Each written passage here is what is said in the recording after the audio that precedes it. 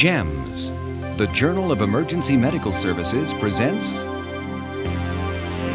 the Emergency First Aid Video Library.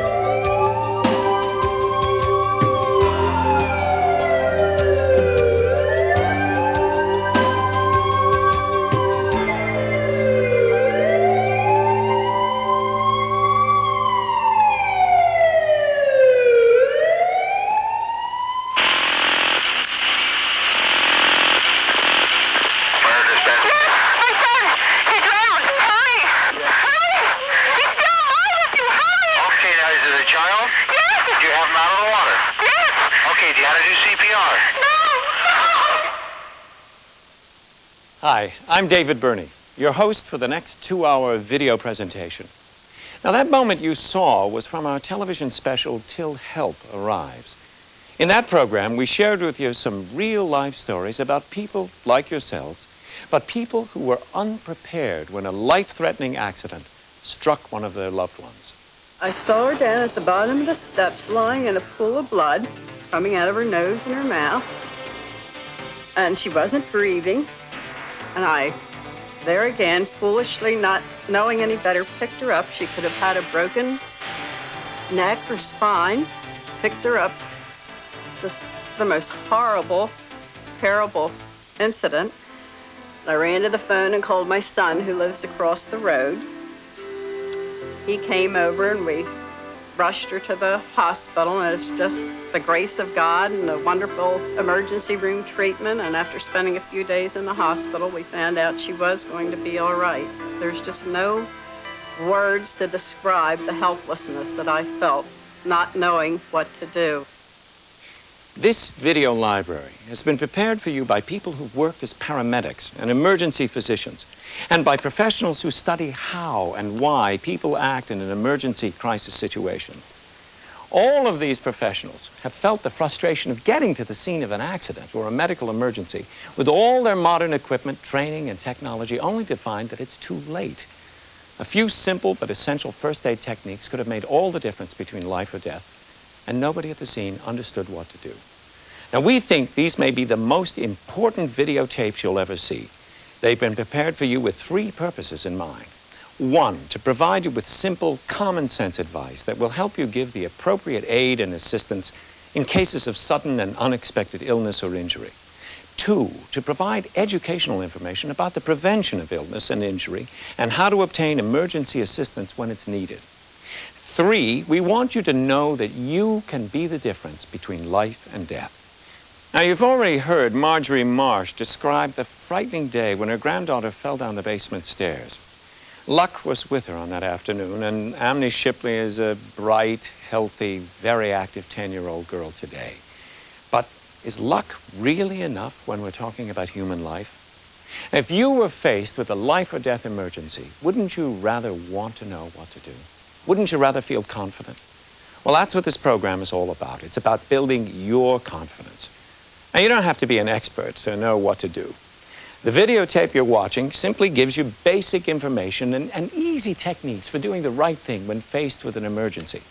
Sometimes it's merely a matter of knowing what is an emergency and what's not. Other times it's the good feeling of knowing what to do in an emergency and feeling confident about what you are doing. We want these videotapes to be your confidence builder, and we've designed them to do just that. This program and the accompanying reference cards are to be used together as a system to prepare you for many types of emergencies and to give you the kind of first aid information you'll need to be confident and helpful. Now, to get the most out of the program, we recommend that you set aside about 2 hours. Watch both tapes from start to finish at least once. You should try to avoid phone calls or other distractions during that time. Once you've watched both tapes, inspect the quick reference reminder card system that's also included. There's a quick reference card for each of the first aid subjects covered in the tapes. If you want to learn how to provide first aid for a burn, for example, you can look at the illustrations, read the handy information on the reference card. Now, of course, we don't recommend that you wait for an emergency and then search for information on how to provide first aid. By using the first aid video library and the handy reference card system, you can be prepared to act properly and confidently, especially if you refresh your knowledge from time to time by watching the tapes and studying the reference cards. Okay, now before we get started, there's someone I want you all to meet.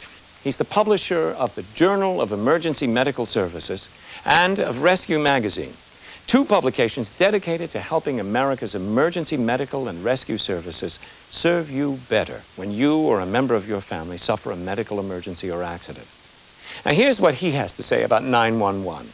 That's the number that in most places in this country you dial when you confront an emergency or a distress situation. Relying on 911 could be foolhardy. Although you might live right next door to this fire station and the resources that are needed could be there in a matter of minutes, there might be other factors such as a longer distance from the nearest resources and so on. If you call 911, hang up the phone and presume that help within the required amount of time will be there automatically, that may be a deadly decision. It's not sufficient to simply call 911, say send help, and then hang up and wait for it. That simply is not enough. Would you please welcome Mr. Jim Page. It's nice to have you here. Thank you, David. Jim, we just heard you talk about how everyone should know what to do in an emergency. That's right. The role of the citizen is very important, but he or she needs to know a few basic but essential steps to take in any emergency. First off, before entering any emergency situation, or particularly an accident situation, you should first check to see that it's safe to enter the area and try to get an idea of what happened. Safe? What exactly do you mean? Well, let me give you an example. If you heard a scream upstairs in your home, your first impulse would be to run upstairs and to investigate. Say you find the victim lying on the bathroom floor, you'd probably go to them immediately. Well, this is where people with good intentions can end up getting hurt themselves.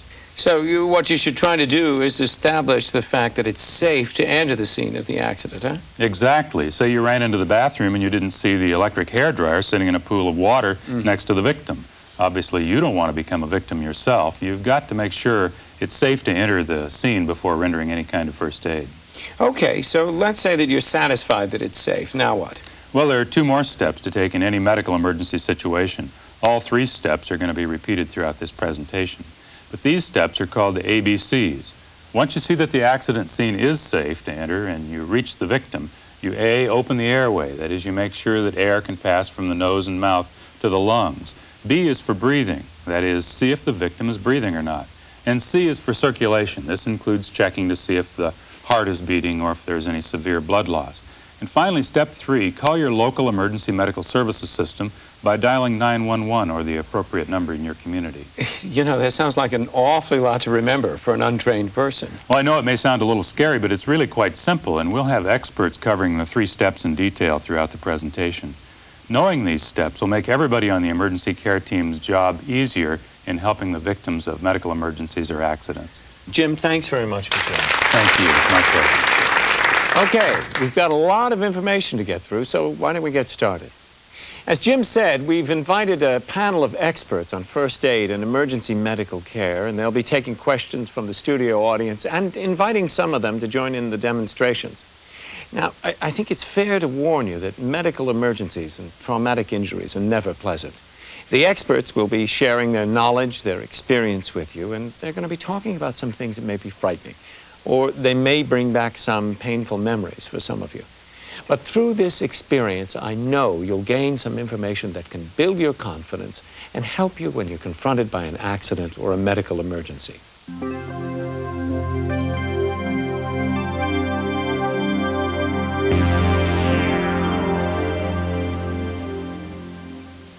In this first chapter in our discussion, we're going to be talking about heart attacks, the signs and symptoms.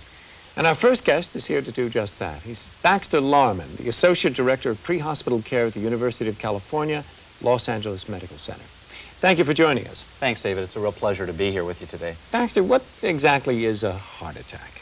Well, I think the first thing that we probably need to spend a little bit of time with is to describe about the heart itself. The heart is really a unique muscle, and it's a muscle that's a little bit similar to the muscles that we have in our chest, in our legs, and in our arm, and what it predominantly does is it pumps blood to our body. But the heart itself doesn't really receive the oxygen that it has from within itself. And the way it gets its oxygen is via a group of different vessels that you'll find on the outside of the heart. And if you notice right here on the mannequin or on this model, you'll see that these vessels on the outside of the heart are known as coronary arteries. And what their job is to bring blood and oxygen to this heart muscle. And what happens sometimes is that these vessels, or these coronary arteries, when they become blocked or occluded, decrease the amount of blood that's brought to the heart, and then the muscle itself will start to die. And that's commonly known, when the muscle starts to die, that's what we call a heart attack itself. Well, at that point, is that when you begin CPR? Well, that's a confusion that a lot of people have as well. There's two different terms. One is a cardiac arrest, which is when we actually treat the person with CPR, and the other is a heart attack. And in a heart attack, we really need to understand the signs and the symptoms. In cardiac arrest, that's when we find a person that's pulseless and non-breathing, and we're going to be talking about that in future chapters. But now we're going to be really talking about the signs and symptoms that are associated with a heart attack itself. And the first thing is that a lot of people have a tendency to deny that they're really having a problem with a heart attack, and that can be a real problem in a lot of cases. But most commonly, the signs and signals that people will have with this is first they'll experience a pain in their chest. And the pain that they'll receive is kind of an uncomfortable pressure, squeezing type pain. Sometimes people even describe it as a ton of bricks or an elephant kind of standing on their chest, and that it can actually radiate down into their arm, down into their abdomen, up into the jaw, into the neck area, and it can last sometimes for as little as 2 minutes, 3 minutes, to as long as hours in some cases. Also, in some cases, the pain may actually come and go. Are there other symptoms that are associated with a heart attack as well as the pain? There are other symptoms, but I think one thing that we must recognize is that the pain is probably the predominant problem. And lots of times you may see some of these other associated signs, but they're not necessarily have to be there as much as the pain will be. Some of the other signs that you'll find is that the patient may sweat a little bit. Their skin may also become kind of pale and kind of cool. They may be nauseated and go so far as to actually vomit. And they may have some shortness of breath and some weakness. And in fact, in elderly people, the predominant sign that they will have is that they will have a weakness type of a problem. Now, we'll talk about the fact that a lot of these people will describe this pain as kind of a gas type of a pain. But again, the thing that we want to worry about is we want to worry that if they find these signs and symptoms, that they call right away. Now, another thing that we'll find some people do is that they'll think that age is a predominant factor associated with heart attacks, and we find that that's not necessarily true. Elderly people are not the only people that have heart attacks. We're finding out, and in fact, with society the way it is now, that there seems to be younger and younger people that are having heart attacks all the time. I thought what you said about denial is very interesting. I'm sure my father fell victim to that particular syndrome. It's hard to imagine, really, with the symptoms being, well, maybe they're not so clear, but it seems clear, that enormous pressure on the chest, the sweating, the nausea, that kind of discomfort. Denial, very difficult phenomenon to understand, but maybe not. Yeah, I think that the symptoms may be obvious to you and I, and the problem is that they may not be as obvious to the victim. The victim, with our society, I don't know exactly what it is. It might be our machoism that we have. It might be the fear of the unknown. But I think what we end up having is we have situations where people may look at something that might be a gas type of a pain and not even realize the fact that they haven't had a meal within the last few hours to the fact and think that their indigestion that they're having is indigestion and not really one of the signs of a heart attack. Well, to be absolutely clear, run the symptoms down for us one more time. Okay. The most important thing is again, to realize the fact that you don't have to have all of these symptoms. You just need one or a group of these different symptoms are the most important thing. The first, and probably the most common, is the fact that the person will feel this uncomfortable, squeezing type pressure pain in their chest, usually on the front part of the chest, right behind the breastbone itself. The other thing that they'll get is that pain may radiate, and it may radiate down into their arm, up into their neck, into the jaw area, down into the abdomen. You'll notice that their skin will basically change itself. They'll become slightly pale, their skin will become cool, and lots of times they'll be sweating, or there'll be an increased moisture that'll be there. Lots of times these people will be complaining of some shortness of breath that can go along with this chest pain. And in the elderly people, again, weakness can be one of the major signs that they have. Well, let's say you have all of these symptoms. What do you do for this victim? What's the first step? Well, the first step, as we said before, is to make sure that you've activated the EMS system, call 911 or whatever appropriate number you may have into your community, and then to have someone go out and to meet the ambulance. And when they go out and they meet the ambulance or the fire department or whoever's responding, they might do simple things like making sure that if they live in a security building, to have those security doors open, that they might be out there with a flashlight, leave their front porch light on, and direct the personnel right to the patient. The other thing is to make sure that somebody stays with the victim the whole time. You'd get real upset if you were having a heart attack and that all of a sudden someone just left you, so that's real important. The other thing is to try to make the victim feel comfortable. Usually the best position for them is in a semi-sitting position, but if the victim really wants to lie down flat, then we're going to want them to go ahead and do that. When you call 911, do they ask a lot of questions, a lot of information to get out there, or what's the experience like? They can ask a lot of questions, but the thing to remember is that at the end of this segments or the end of the chapters, we're going to be talking a little bit more specifically on the questions that may be asked in your area. But the thing is that you need to gather some information that's wrong with the victim so that you can tell that emergency medical dispatcher what the problems are so they can send the appropriate resources to you. Now, once you've made the call, then what? Well, after you've made the call, then again, someone needs to go out and to meet that ambulance. Then you need to make the victim comfortable.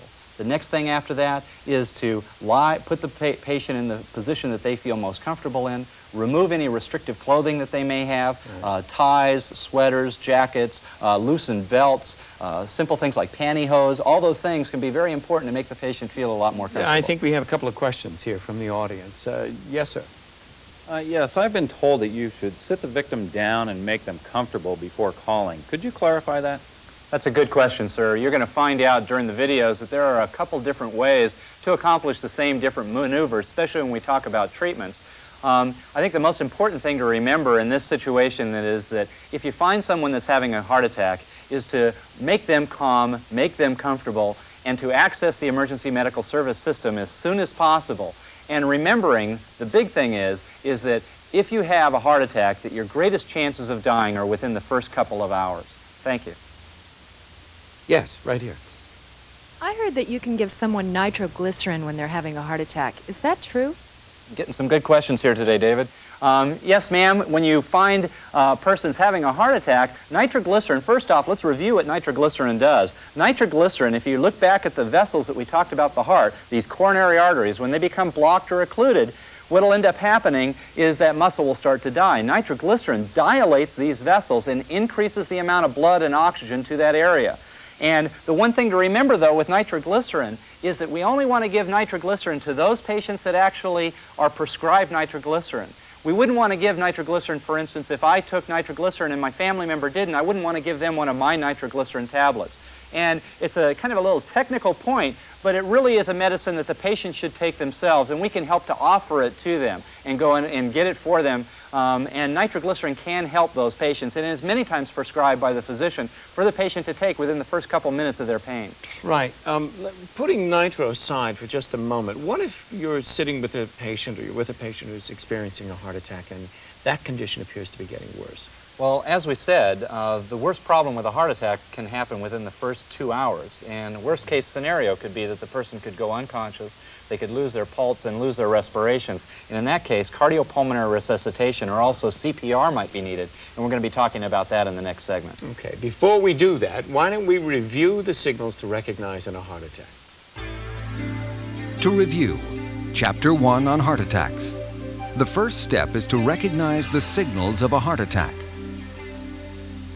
Next, have the victim stop all activity. Have the victim sit or lie down, whichever is more comfortable. Call 911 or the appropriate EMS number in your area. If you don't understand the information discussed, please review this chapter.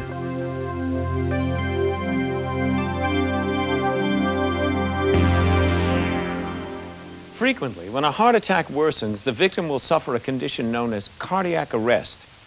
In cardiac arrest, the victim is unresponsive, not breathing, has no pulse. And when that happens, the heart stops pumping blood to the brain and other vital organs. Within seconds, the victim will become unconscious. And within about 4 to 6 minutes, brain damage will occur. So why don't we go through what you should do to help someone who's suffering cardiac arrest? Baxter? David, in this situation, what we're going to do is we're going to have an example of a patient that may be found in cardiac arrest. And Andy here is going to help me with Recessa Annie here as our victim and find out, first off, if the victim is unconscious and unresponsive, we have to consider, as you already stated, that the patient may need cardiopulmonary resuscitation. So we first need to find out if the patient's unresponsive. So Andy, if you can come down on the mannequin here, we're going to shake and shout and find out if the patient is unresponsive. Are you all right? Are you all right? If the victim doesn't respond, then the first thing that Andy needs to do is he needs to shout for help. Then the next thing that he's going to do is he needs to establish that A for airway. What he's going to do is he's going to place one hand on the forehead, put the other hand on the chin, and simply tilt the head, lift the chin, and open the airway. The next thing after that he's going to do is he's going to put his ear over the mouth and the nose of the victim and check to find out if the person's breathing. He's going to do that for a period of 3 to 5 seconds. After he's established that the victim is not breathing, then he's going to have to breathe for the victim. To do that, he simply takes his fingers and he pinches the victim's nose. He's going to take his mouth and he's going to place it completely around the victim's mouth, making a good tight seal. Then he blows into the victim in 2 slow, deep breaths. Each time in doing that, as you can see, the chest should rise and fall. Now, Andy can do that, and he can see out of the corner of his eye that basically rise and fall. The next thing that he's going to do is he's going to check for a pulse. To check for a pulse, he simply takes his fingers and he puts it down to the Adam's apple and then moves into a groove that's close to his body. Then he's going to check that carotid artery for a period of 5 to 10 seconds to find out if there is a pulse. After he's established that there is no pulse, then he's going to want to call and make sure that the 911 system is activated. After he's made sure that the 911 system is activated, he's going to take his body and he's going to position himself right next to the victim, and then he's going to go ahead and he's going to bare the chest. After he's bared the chest, the next thing he's going to need to do is he's going to need to do circulation, since we've already assumed that there is no circulation by checking that pulse. He takes his fingers and he walks up towards the center of the chest. His finger comes right at the bottom of the breastbone, and he goes 1 finger above that area. He then takes the heel of his other hand and places it above that finger. He interlocks his hands and pulls his fingers up off the chest wall. Now, when he does these chest compressions, you're going to notice that his shoulders are directly over his hands, and it's basically a piston-type compression. His fingers are also kept up off the chest wall, and that's a straight up and down compression. He does 80 to 100 compressions per minute at about 1.5 to 2 inches, and he does it as 1 and 2 and 3 and 4. And as you notice, he then comes up and he does 2 ventilations after 15 compressions. And then you'll notice that he finds proper hand position each time he does his chest compressions. And it's basically a ratio of 15 compressions to 2 ventilations at a rate of compressions of 100 per minute. And he's going to do that until help will arrive. That's how easy one-person CPR is to do. Okay. Thank you, Andy. Any questions in the audience? Yes, I do. Yes, ma'am. I've heard that you can actually break the ribs of the patient while pressing down on the chest doing CPR. Is that true? And if it's true, how can you avoid injury to the patient? It's a good question. Most of the time that can be avoided by doing proper CPR to begin with, and that your hand position is actually where we showed you to put your hands to begin with. Now, elderly people's bones are a little bit more brittle, but I think you have to consider the fact that would you rather be alive with a sore chest or be dead? Any other questions? When checking the ABCs to see if someone needs CPR, what happens if the person does have a pulse? Well, I think what we should do is let's review back down here on the mannequin what your question is. What you're saying is that after we've established that there's unresponsiveness and we've accessed or gotten some help arriving to us, then we open that airway, we've checked for breathing, and there is no breathing, and then we go and we check to see if there's a pulse. If there is a pulse present, then the patient is not in cardiac arrest. The patient's actually in respiratory arrest. And in that case, all we need to do is just breathe the person, which was known as old mouth-to-mouth resuscitation. And all I would really need to do is breathe the person once every 5 seconds. And then all I would do is every once in a while I'd come back and make sure that the person still had a pulse. I'd want to do that about every minute or so. Baxter, I understand that the techniques are very different for children, or at least somewhat different, and we have an excellent authority to respond to that issue. His name is Dr. Max Romanowski, and he's the professor of pediatric surgery at the University of Pittsburgh Medical Center. CPR in childhood is very easy to do for any adult.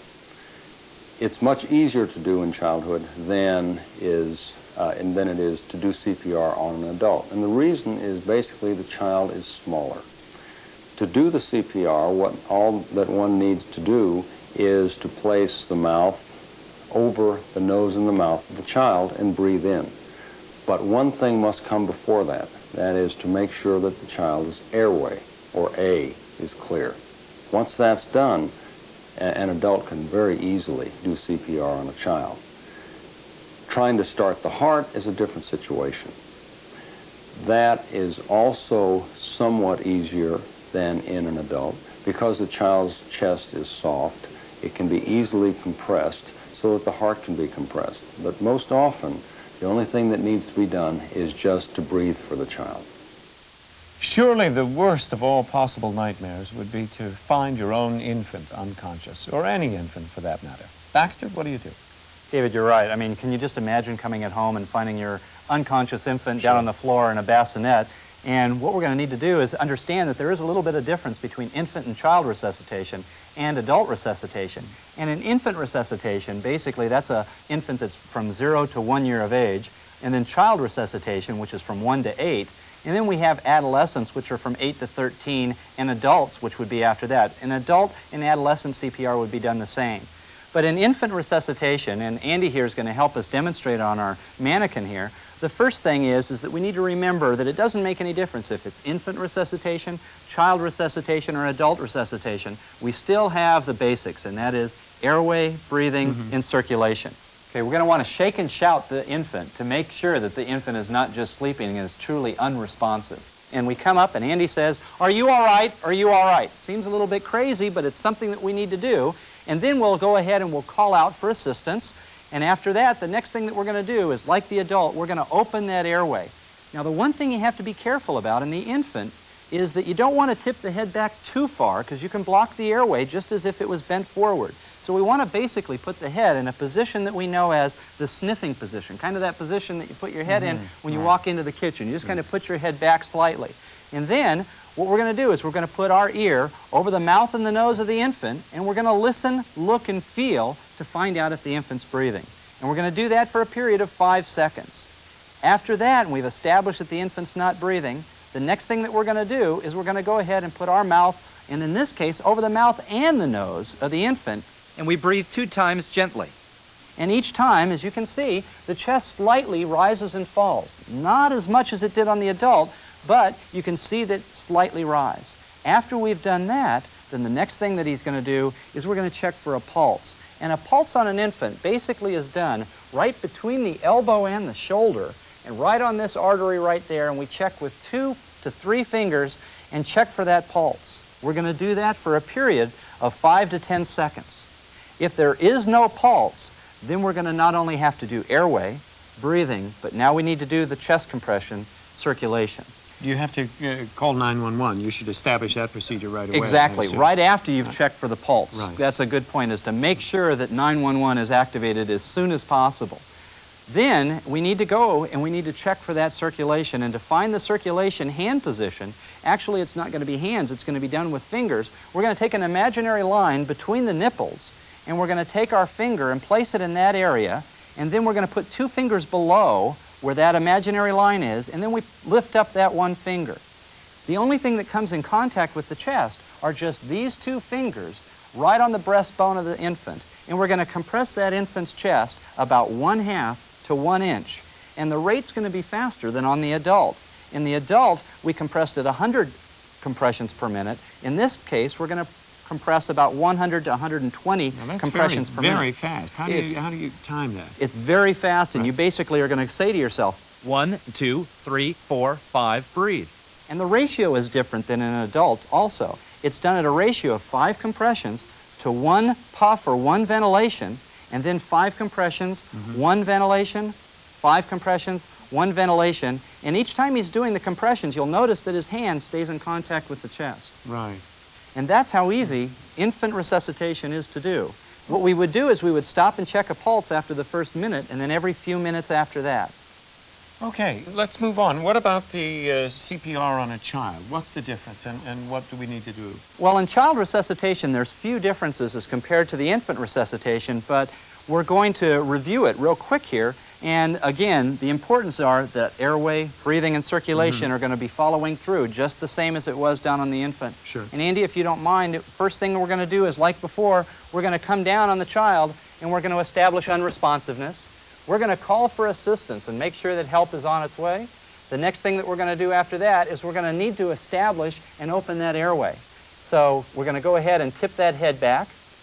After we've tipped the head back, then we're going to want to listen, look, and feel to find out if the victim is breathing.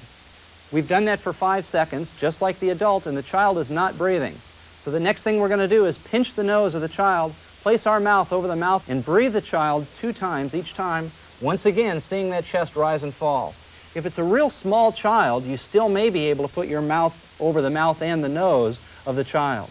After we've established that the child now has plenty of airway and breathing is accomplished, the next thing we need to do is we need to check that circulation. To check circulation on the child, it's very similar to the adult. We find that Adam's apple, we move to the groove that's on our side in the neck, and we're going to check for that pulse between 5 to 10 seconds. After he's established that there is no pulse, he's going to want to make sure that that 911 system has been activated, just like always. And then what we're going to want to do is we're going to want to come down and do the chest compression phase of CPR. To do that, we're going to bare the chest of the child. We're going to basically find the hand position very similar to in the adult. We walk up to the center of the chest, one finger above that area, and this time, rather than putting one hand on top of the other, we're just going to use the heel surface of our hand in contact with the child. Our shoulders are directly over our hands. Our knees are relatively close to the child. We're going to compress the chest of the child 80 to 100 times per minute, and we're going to do that ratio of 5 to 1, 5 to 1. And once again, you can see that we need to find proper hand position each time we do it. Proper hand position is real important, like we discussed, so we don't break ribs. Okay. Do we have any questions from the audience? Yes. I have a 6-month-old at home. It scares me to death to think of having to do this. Could you go over infant CPR again? Baxter, can we do another demonstration? Sure can. Could you please come on up? Hi, it's nice to meet you. Nice to meet you. What's your name? Cindy. Cindy. Cindy, this is Baxter. Hi, how are you? Come on over here. Thanks. Baxter, bring that beautiful baby. Cindy, have you ever had a CPR class before? Yes, but it's been a while. Okay, well, we'll make you feel a little bit more comfortable. We'll give you a little quick refresher course here. Great. Okay, now you find your baby that's down on the ground. The first thing you're going to want to do, if you remember, is we want to shake and shout at the baby to find out if the baby is unresponsive or just sleeping. So why don't you go ahead and do that? Okay. Okay, good. Okay. After you've established the baby doesn't respond, the first thing you'd want to do is you'd want to shout out in your house, help, help, just in case somebody could come and be able to help you. I'm here. I'm ready to help. Okay. After that, the next thing that you're going to want to do is you're going to want to open that airway. And to do that, you're going to want to tip that head back slightly. Good. And you might want to take this hand and put it right up here. Good. Okay. And you tip that head back, and now, after you've established that airway, then what do you think we want to do? Breathe the baby. Well, before we breathe him, though, we're going to want to find out if the baby's breathing on its own. So we're going to take our ear and put it over the mouth and the nose of the baby. Good. And we're going to do that for 5 seconds and find out if the baby's breathing. Okay. In this case, the baby's not breathing, so what we're going to do is what? Breathe the baby. Good. Okay. Now we're going to want to breathe the baby. And you're going to take your mouth and put over the mouth and the nose of the baby, and we're going to breathe 2 times. Each time doing that, we're going to want to see that that chest rises and falls. Okay. Good. Good. Good. Each time you breathe the child, you can see that that chest rises and falls. Those are gentle breaths? Those are gentle, slow, independent breaths. Right. Now, the next thing, after we've accomplished that airway and breathing, we want to go to C for circulation.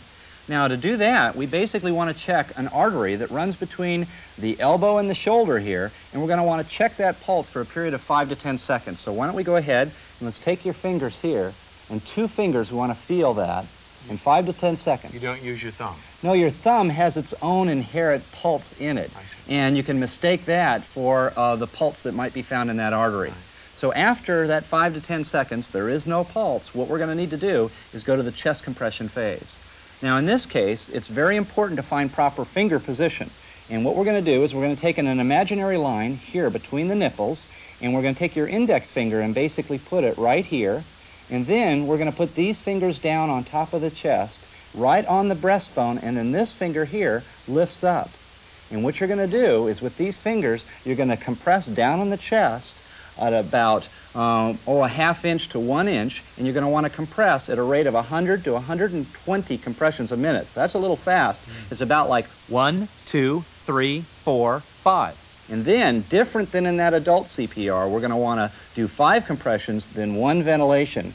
5 compressions, 1 ventilation. And you want to keep your fingers in contact with the chest each time that you do this. Okay. So why don't we go ahead and do it? And a little hint for you is if you keep your face right next to the baby each time you do it, you'll be able to keep that rhythm up. So why don't we go ahead and try that? So 5, 1, 2, 3, 4, 5. Good. 1, 2, 3, 4, 5. 1, 2, 3, 4, 5. 1, 2, 3, 4, 5. Normally, I thought the fingers should be straight up and down. Is that because of the length of her nails? You're trying to protect the child's skin? Yeah. Ideally, David, you want your fingers straight up and down so you can get a piston type of compression. In this case, with her nails this long, you don't want to injure the child, though. Right. You feel a little bit more comfortable, maybe, with doing it? Yeah, I do. Okay, good. Ladies and gentlemen, let's give her a big hand. Thank you, sir. One of the things that I thought you should mention, if you'll forgive me, was we needed to dial 911 at some point in there. Right. 911 is real important to activate as soon as possible, and in this case, it would have been as soon as we checked for the pulse on that baby and that brachial artery, we would have wanted to activate that 911 system as soon as possible. Good. Any other questions? Yes, I have one. I'm a little confused about mouth-to-mouth resuscitation. Aren't you breathing used air into the victim? Good question, and that's confusing in a lot of CPR classes that people have is that when I breathe out, that I'm breathing out bad air, or what we call CO2, into the victim. What you're going to find out is, first off, when we inhale, we're inhaling in the room air that we breathe right now about 21% oxygen. When we exhale between 16 to 17% oxygen, which means that basically we're inhaling or exhaling the same amount of air that we're inhaling when our body only uses about 4% of the oxygen that it intakes. Okay, thank you. Good. Coming up next, some vital information about how to help a choking victim, someone who can't breathe. But first, why don't we recap Chapter 2? The steps for performing CPR on adults, children, and infants are similar. First, recognize that the victim is unconscious and unresponsive.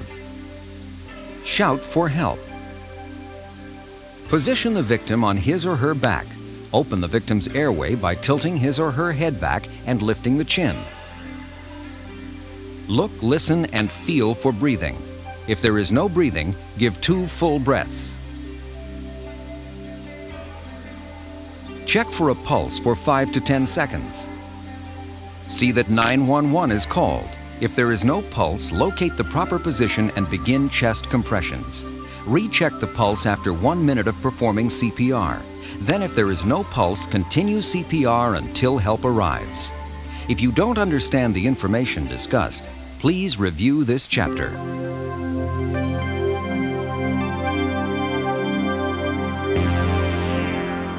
Hi, we're back. This chapter is about choking. We're going to learn how to recognize that someone actually is choking and what we can do about it. But before we start, let's hear what one of our experts has to say on the topic. He's Dr. Paul Paris. Dr. Paris is the Chief of Emergency Medicine at the University of Pittsburgh Medical Center. So why don't we take a look? About 6 months ago, I was in a restaurant, and I saw a commotion in the middle of the restaurant, and I looked over, and there was a gentleman holding his throat, and he was dark blue. It was very clear that he was not breathing at all. He essentially, without proper first aid, would have died. The ball game would have been over. Doesn't matter had you taken him to a room like this or any room in the world, because his brain, without breathing, would have died within 10 minutes. It so happened before I could get there, a gentleman at the next table came, did the Heimlich maneuver, a large bolus of food came out, he started breathing, he pinked up, and he's fine and doing well. He happens to be a vice president of a corporation here in town, and he's just an average gentleman at lunch. Baxter, choking, it's an interesting phenomenon. I mean, clearly people indicate this by the discomfort here and their hands go there. How do you tell the difference between choking and possibly a heart attack or other kinds of conditions? Well, first off, David, we should probably explain a little bit about what choking actually is physiologically. what ends up happening is something gets stuck in the windpipe, also known as your trachea, and it occludes that pathway from your nose and your mouth, which is where we take in oxygen, down into your lungs.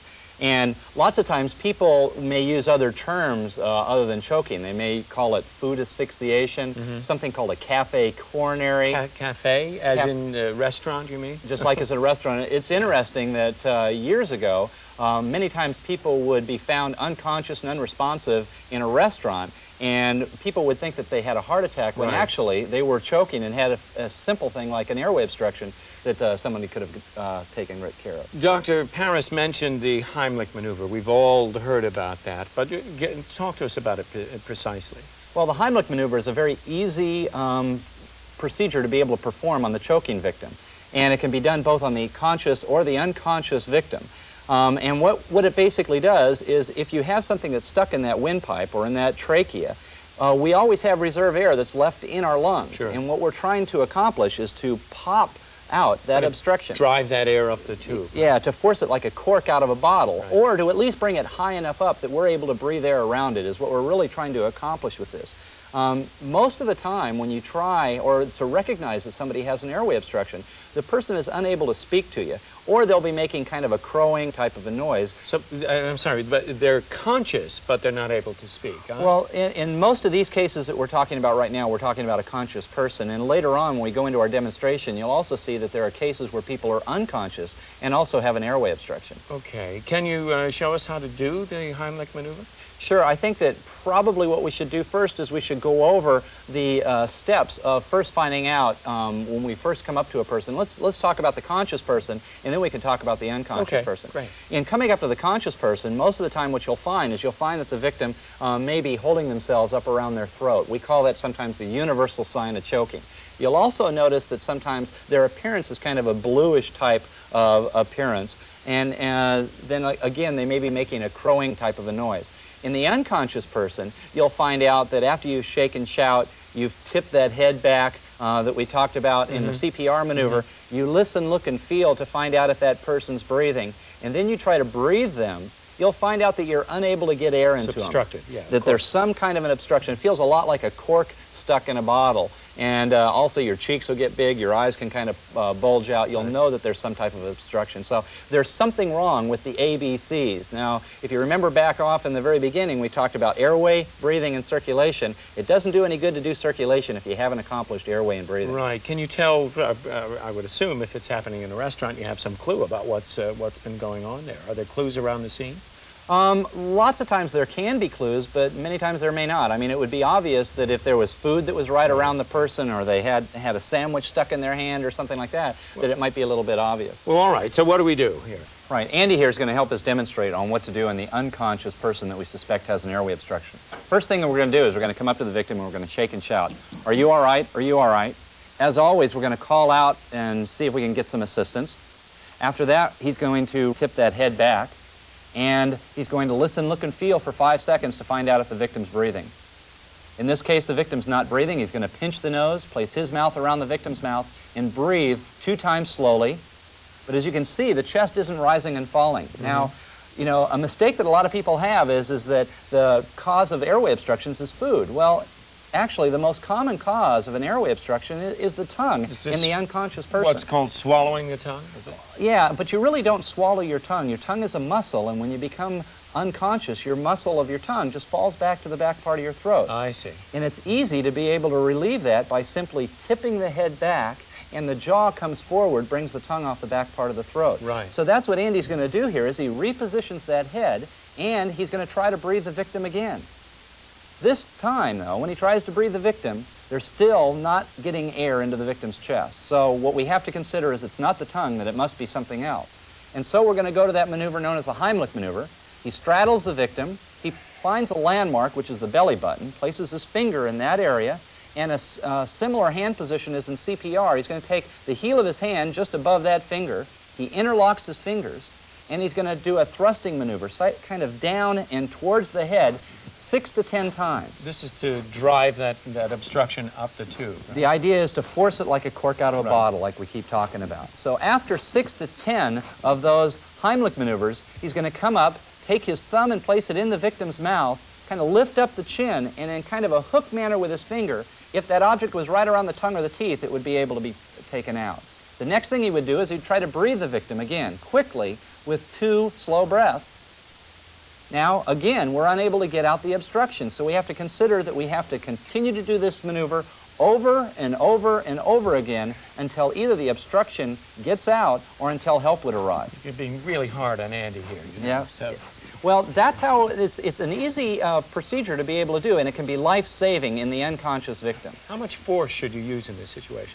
You need to use a pretty good amount of force. And again, as we talked about in CPR, we may cause some injuries, but at least we're going to have injured live people. Okay.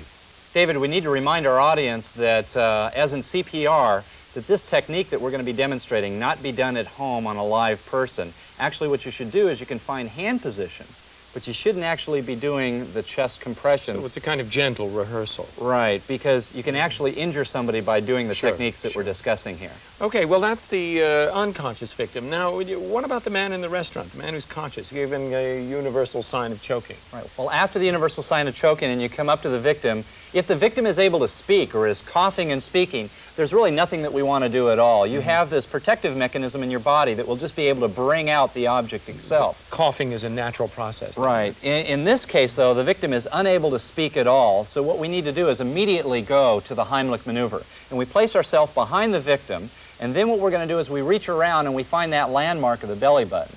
We make a fist, and we place that just above where our finger is pointing, and then we'll cover that fist.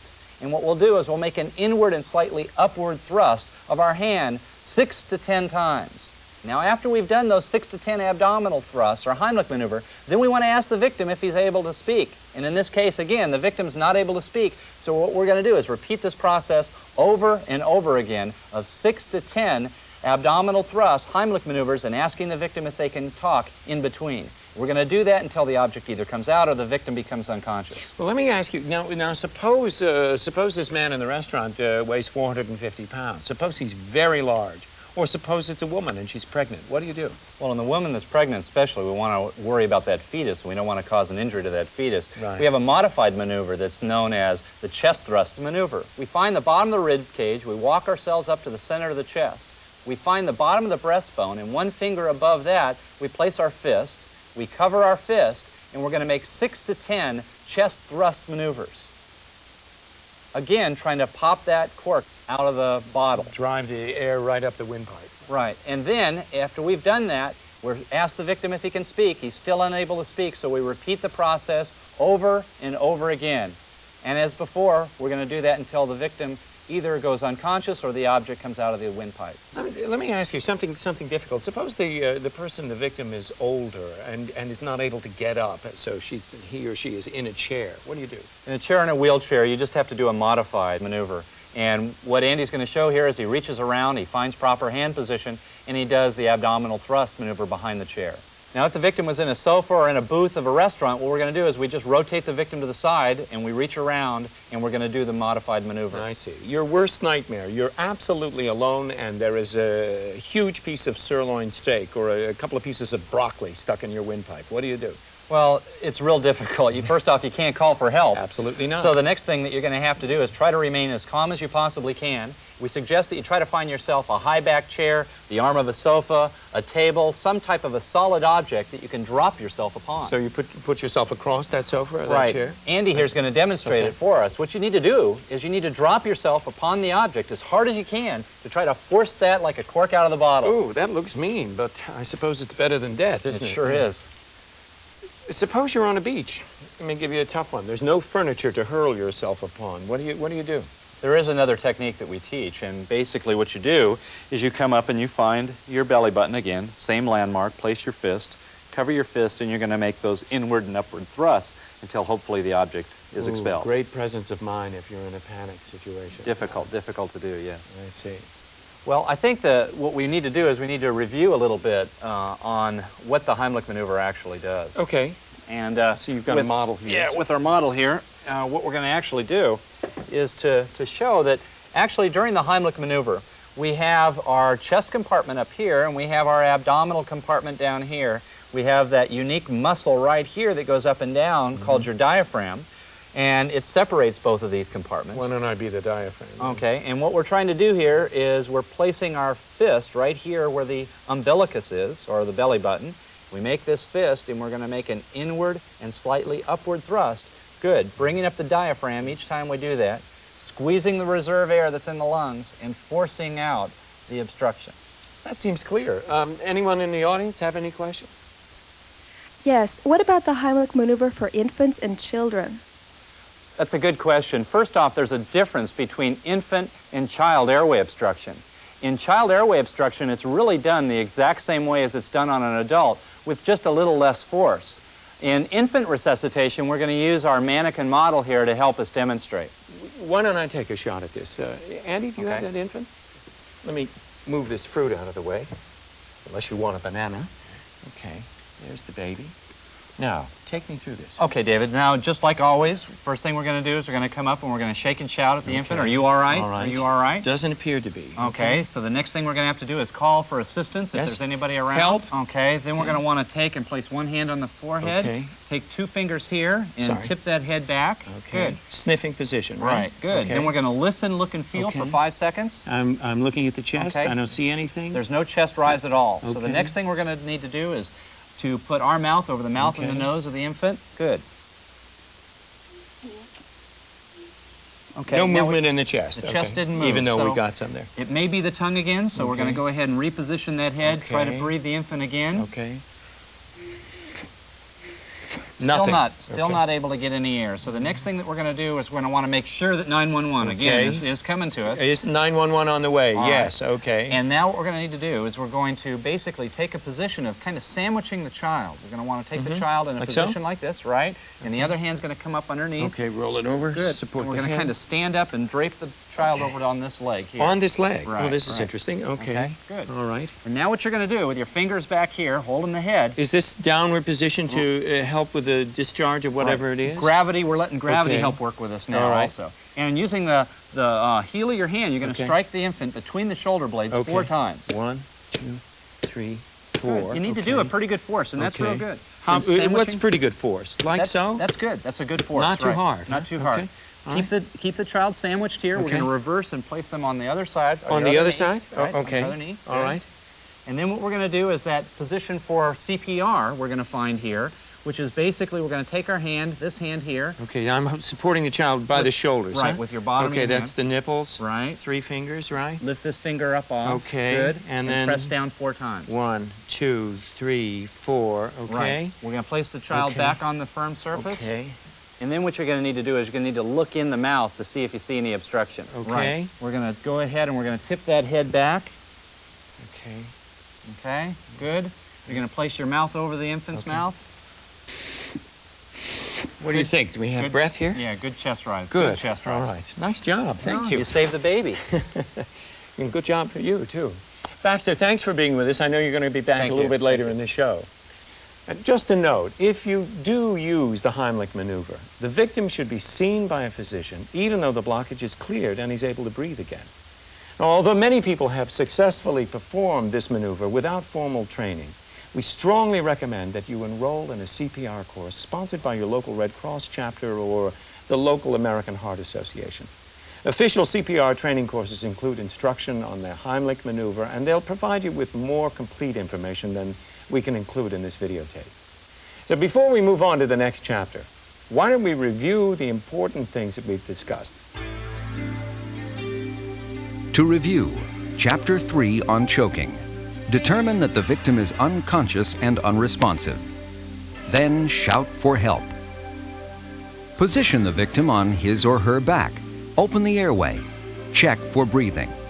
If they aren't breathing, give 2 breaths. If you can't breathe into the victim, then retilt the head and give 2 more breaths. See that 911 is called.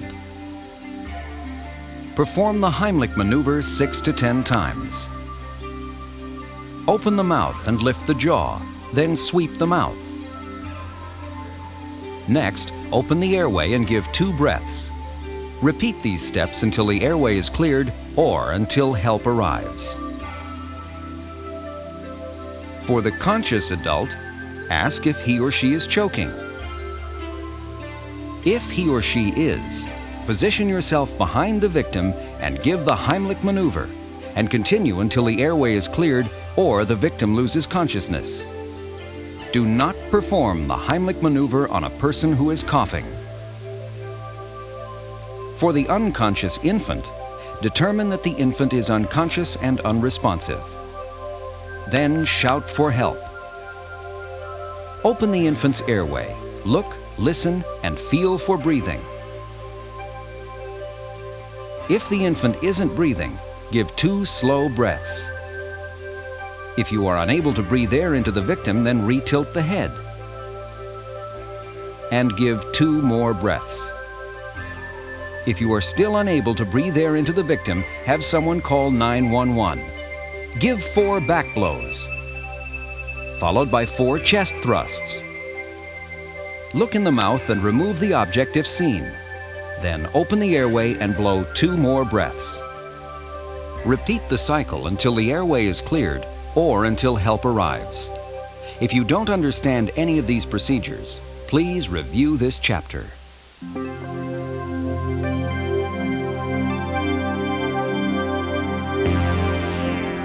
You know, I picked up the newspaper this morning, and it's probably a lot like the papers where you live.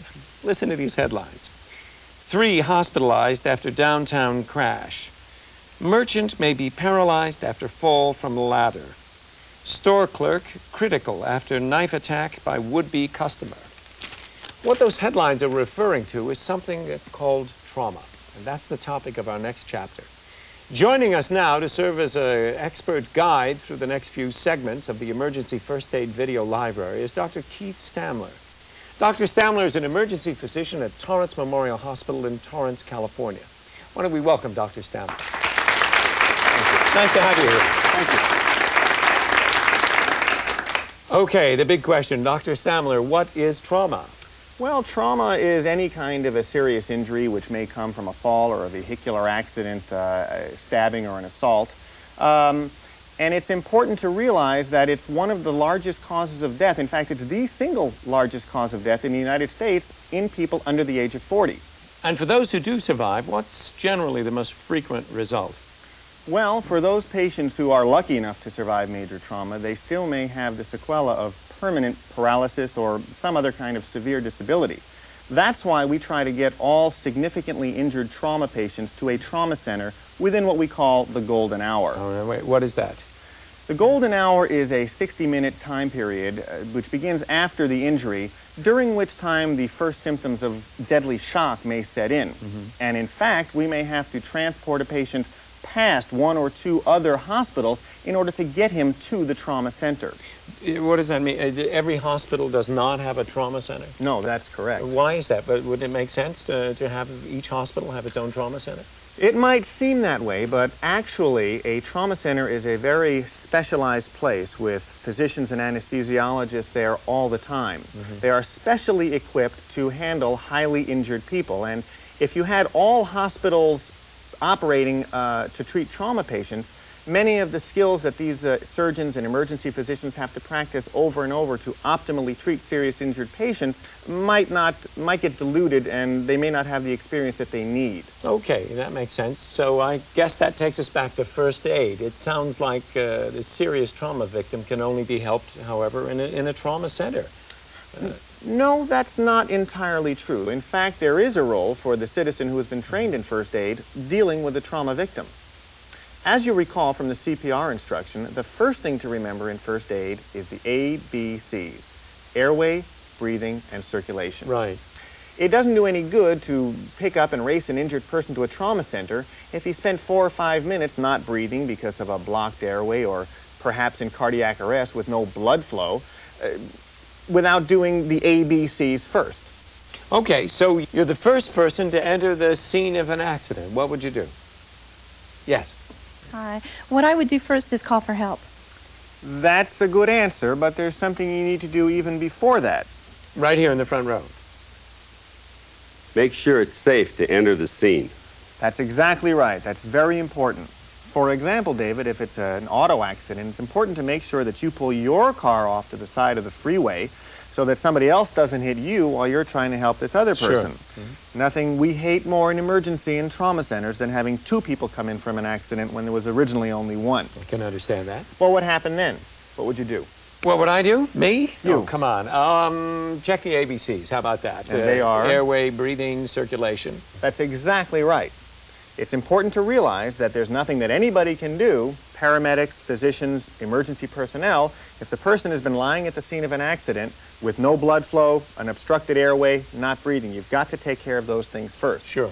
Equally important, though, is to remember that anybody who's been in an accident and has a significant head injury may also have a significant neck injury. Well, we have a model here. Why don't you show us a little more specifically? All right. Why don't you help me put this guy up here? As you can see, the head sits atop the neck, and the brain, which is up in the head, controls all of the vital functions of the body. It does this by sending nerve messages through the spinal cord from the skull all the way down here to the tailbone. The spinal cord is encased in the vertebral column. As you can see, the vertebral column is made up of individual bones called vertebrae. Being bones, they can be broken or dislocated in an injury. It's important to remember that anybody, as I said, that has a significant head injury may have a significant neck injury. Well, obviously, let me just interject here. Clearly, there's something we can do even before we get to the scene of the accident, and that is if we're driving the car, keep the seatbelt on, keep the headrest adjusted properly. That's exactly right. That kind of accident might be avoided. In many cases, this is the state law. In any event, if there is an injury, these vertebrae may be dislocated or fractured. Bone fragments may impinge on the spinal cord, which is very delicate, and if it is injured or perhaps even cut in two, significant disability, most commonly paralysis, which may be lifelong, can result. So it's important to realize that we've got to keep the neck steady. So that's obviously the first component of a first aid approach. Do we have a demonstration set up here? Yes, we do, right over here. Good. Along with the ABCs, airway, breathing, and circulation, your first priority has got to be to keep the victim's head in a neutral position. Here, we've come upon someone who's been in an auto accident and is still in the car. Put your hands on either side of the victim's head. Make sure your hands are properly and comfortably placed, because you may be holding the victim's head for quite some time until official rescuers arrive. Once your hands are placed, hold the neck in a neutral position, head straight forward. The neutral position will help to prevent any possibility of spinal cord injury and possible paralysis. It's best not to move injured victims at all until rescuers arrive, because if the victim's neck has been broken or dislocated, unnecessary movement could damage the spinal cord and result in paralysis or possibly even death. Be sure that someone has called 911 or the appropriate emergency telephone number for that area. In other situations, you may come upon someone who is lying in the street. Similarly, it is important to make sure that we keep his head in the neutral position. But in a head-injured patient, it's not uncommon for vomiting to occur. If this happens and the victim is lying on his back like this, vomit can collect in the mouth and the airway. It can cause an obstruction, or possibly, if it gets down into the lungs, pneumonia or other serious airway problems. For that reason, it's important to turn the victim to his side to allow that vomit to flow out of his mouth. What we can do, even with just two of us, although of course the more people the better, is while one person maintains traction on his neck, to roll him to his side to allow that vomit to exit, and if necessary, to scoop out any vomit that may be in the mouth. It's important to remember to maintain the head, the neck, and the body in a straight, neutral position to prevent any possible spinal injury. Any questions up to this point, David? Yes, there is. This gentleman has a question. Yes, I was wondering what you would do if you were all alone and the injured person had a suspected neck injury and also severe bleeding. Which would you take care of first? Ooh, that's tough. That is a tough problem, and one that I don't relish finding myself in. I think that it's important to realize that, even by the way you just said it, a neck injury is suspected. Severe bleeding is something that's obvious. If someone is bleeding severely, that is a life-threatening situation because, again, they may go into shock or some other life-threatening situation, whereas the neck injury is only suspected. So what I would do is to turn my attention to the bleeding, hope that the neck will take care of itself. Clearly, if during the time that you are applying first aid, if someone could walk by and you could use them to help to stabilize the neck while you're directing your attentions elsewhere, I think that's probably the optimal thing to do, but that can be tough.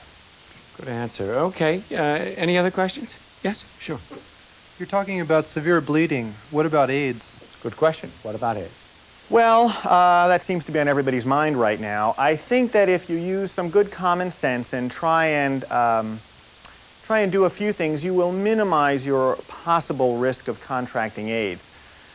These things would involve avoiding prolonged exposure to blood with bare skin or obviously anywhere that has any broken skin.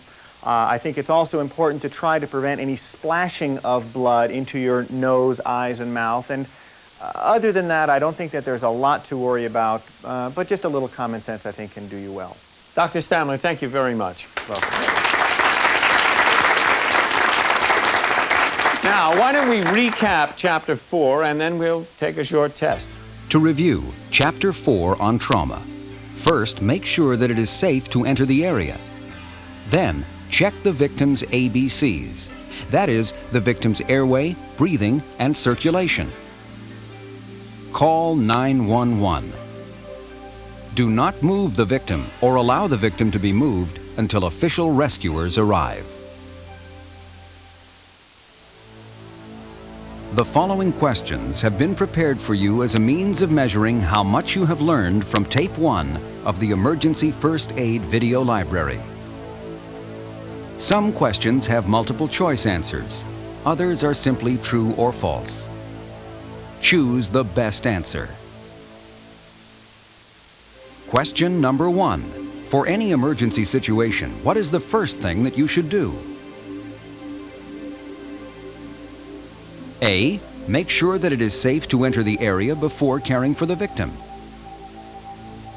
B. Go immediately to the victim and start first aid. Or C. Dial 911 and then care for the victim. The correct answer is A. Make sure that it is safe to enter the area before caring for the victim. Question number 2. Once you reach the victim, what is the first thing you should do? A. Check the pulse. B. Make sure that the victim's airway is open. Or C. Make sure that the victim is breathing. The correct answer is B. Make sure that the victim's airway is open. Question number 3. You see a person holding his or her chest with a look of discomfort, yet they deny that anything is wrong. What is the first thing you should do? A. Call 911. B. Administer oxygen. C. Recognize the signals of a heart attack and take action. Or D. Position the victim flat on his or her back. The correct answer is C. You should recognize the signals of a heart attack and then take immediate action. Question number 4. You should always do CPR on an unconscious victim. True or false? The answer is false. You should never assume that an unconscious victim is pulseless and in need of CPR. Question number 5. When should CPR be given? A. If the victim is complaining of chest pain or discomfort. B. If the victim is unconscious. C. If the victim does not have a pulse. Or D. If the victim is not breathing. The correct answer is C.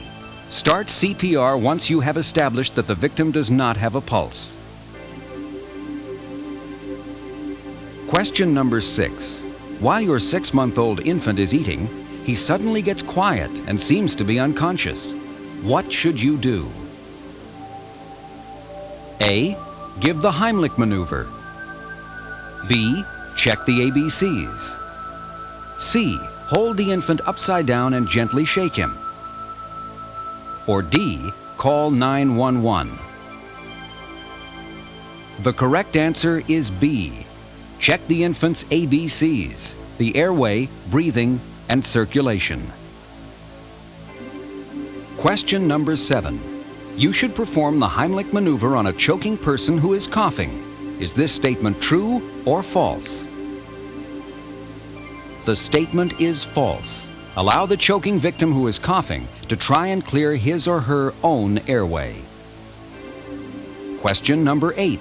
A man in a car accident has hit his head on the windshield, but is now outside the car walking around stating that he's all right. What should you do? A.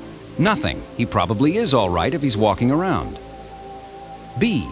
Drive him to the nearest hospital emergency department. C. Try to sit him down and call 911. He may have serious head, neck, and/or other injuries. The correct answer is C. Sit the victim down and call 911. He may have serious head, neck, and/or other injuries. Question number 9. A man has fallen off a ladder. He is lying on his back and is conscious and breathing. After making sure that the ladder won't fall on you, what's the first thing you should do? A. Help the victim to his feet and see if he's injured. B. Help the victim to a sitting position and see if he's injured. C. Keep the victim from moving and other bystanders from moving the victim. The correct answer is C. Keep the victim from moving and other bystanders from moving the victim. Question number 10. Once you've established that it is safe to enter an accident or emergency scene, the first thing you do for the victim is check for a pulse. True or false? The statement is false. Always check the victim's airway and breathing before the pulse.